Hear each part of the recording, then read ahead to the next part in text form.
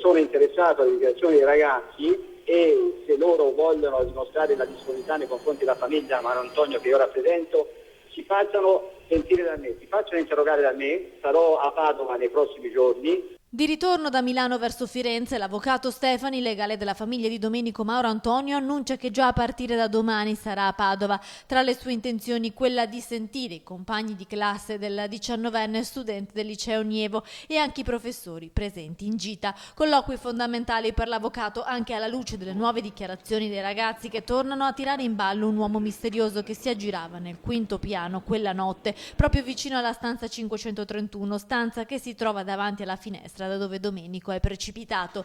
Dunque, nei prossimi giorni l'avvocato presenterà richieste ufficiali di audizioni di tutte quelle persone che finora il legale non ha sentito. Se non ci sarà risposta, verrà presentata una richiesta formale all'autorità giudiziaria. Il tempo ormai sta scadendo, lo facciano il prima possibile perché se arrivano poi i risultati delle dichiarazioni scientifiche, dopo la prova testimoniale può servire di meno. Dicano subito come stanno le cose e differenzino, se vi sono ragioni per differenziarle, le posizioni dell'uno e dell'altro. L'avvocato nei giorni scorsi ha anche depositato una perizia psicologica. Ho affidato a uno psicologo criminologo ponendogli una serie di quesiti in ordine ad un esame della fascia familiare, della fascia parentale, della fascia amicale e amicale scolastica di Domenico.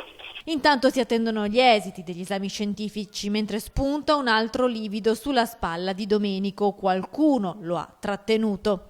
Si tratta di un afferramento, questo non c'è dubbio, ma non si può rispondere a noi, devono rispondere i consulenti.